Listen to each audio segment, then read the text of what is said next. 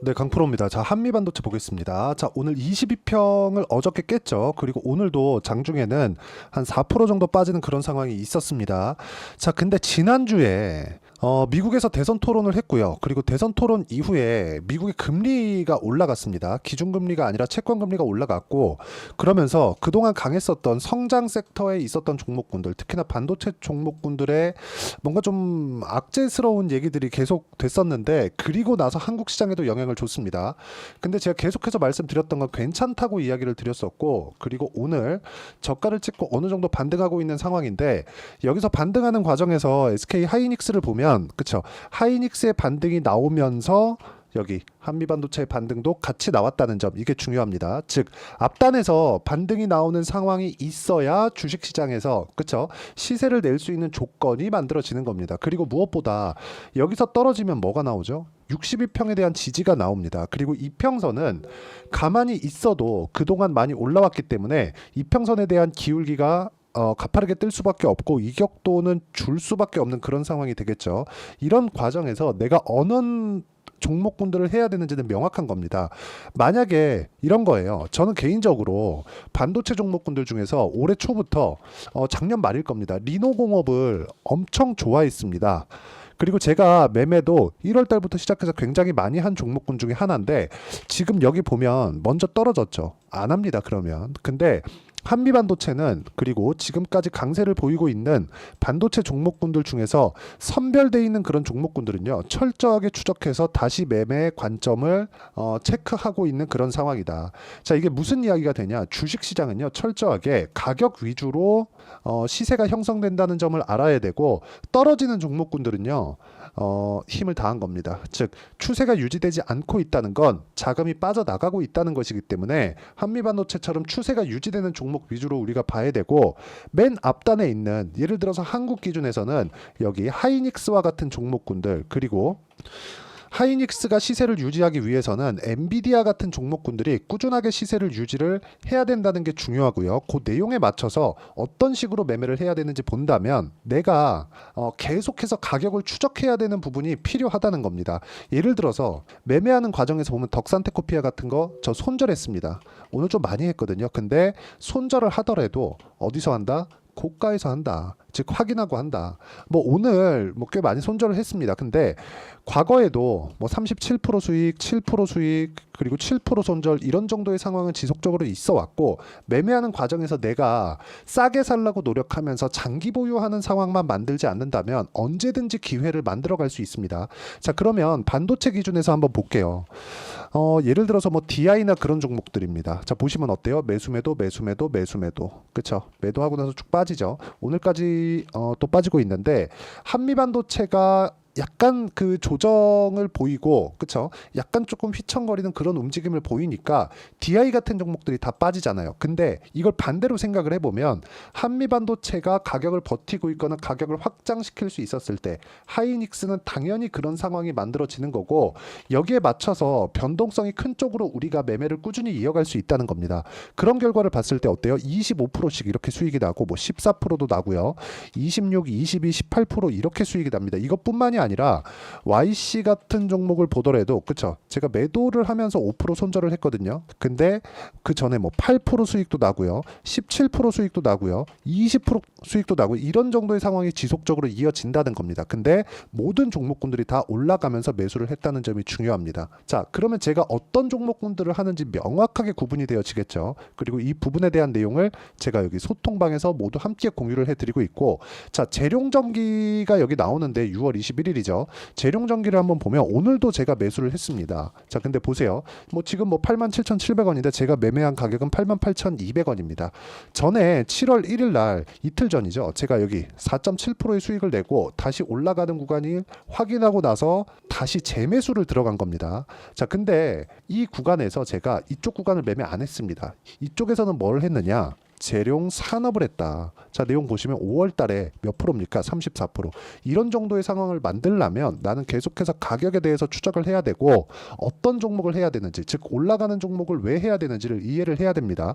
그 내용에 대한 부분을 제가 여기 소통방에서 공유를 해드리고 있으니까 구독과 좋아요 눌러주시면 무료 입장 가능하고요. 상단에 있는 전화번호로 구독 또는 소통이라고 문자 보내주시면 제가 여기 소통방 입장 링크를 순차적으로 공유를 해드리도록 하겠습니다. 어떤 식으로 공략을 해야 되는지 제가 다 공개를 한 겁니다. 여기에 맞춰서 우리가 한미반도체를 보면 명확하게 볼 수 있는 내용이 딱 한 가지가 있죠. 가격이 올라왔다는 것. 그렇죠? 올라오는 건 뭐예요? 돈이 들어오고 있다는 것.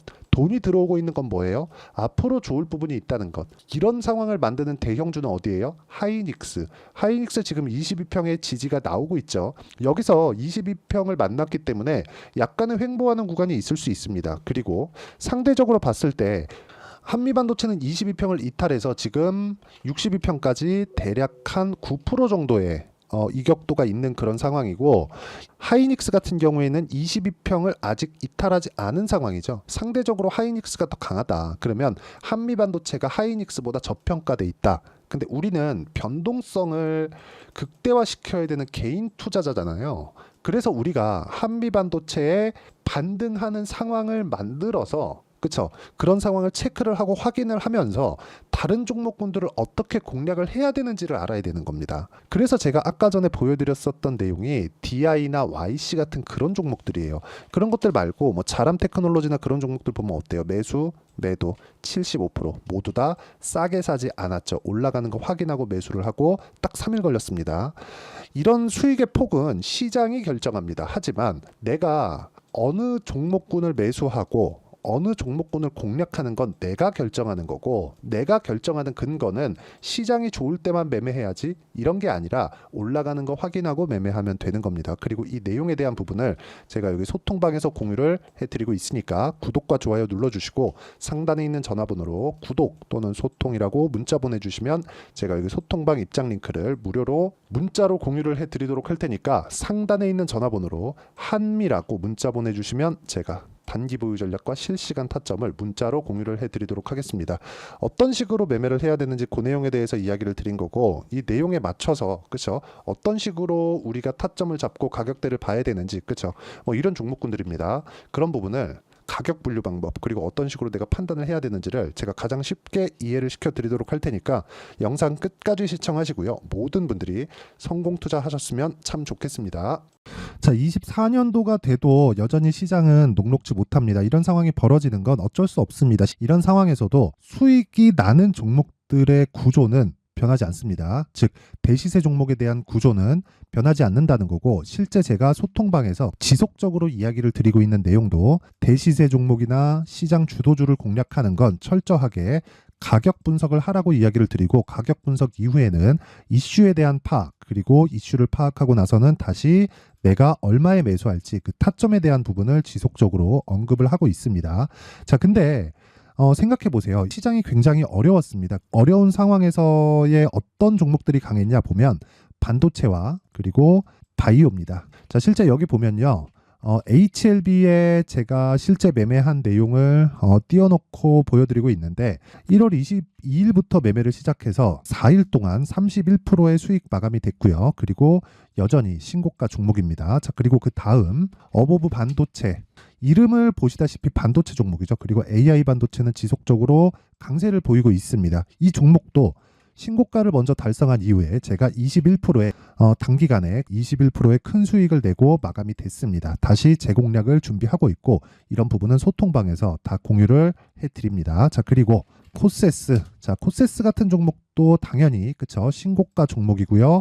그리고 반도체 종목입니다. 이 종목도 영업일 기준에서 이틀 동안 대략 한 15%의 수익 마감이 됐습니다. 내용을 한번 보시면 어떻습니까? HLB를 포함해서 뭐 30%, 20%, 뭐 15% 이런 식의 수익이 지속적으로 발생하고 있는데, 이 세 종목 모두 다 신고가 종목이고 1월 달에 시장이 약세를 보이고 있는 구간에서도 강했었던 그런 종목입니다. 특징점이 하나 있는데, 그 이슈에 앞서서 가격이 먼저 반영했다는 거죠. 그렇게 제가 가격을 먼저 보고 이슈에 대해서 파악하는 이유는 결과적으로는 큰 시세를 먹기 위한 사전 준비 작업입니다. 실제로 큰 시세를 먹기 위해서 사전 준비 작업을 했을 때 여기 레인보우 로보틱스 127% 그리고 ISC 98% 그리고 한미반도체 97%의 큰 수익을 내는 상황을 만들 수 있습니다. 어떤 식으로 소통방에서 진행됐는지 그쵸? 그 상황을 제가 이야기를 드린 건데 이런 상황도요 당연히 신고가를 공략했을 때 가능한 겁니다. 자 그러면 이번에도 마찬가지입니다. 그쵸? 정부 주도의 코리아 디스카운트 해소 방안이 2월 달에 발표를 하고요. 그리고 2월 달에 발표된 내용을 토대로 주가가 움직이는 게 아니라 이미 움직인 내용이 있죠. 실제 이 내용은 크게 중요한 게 아니라는 겁니다.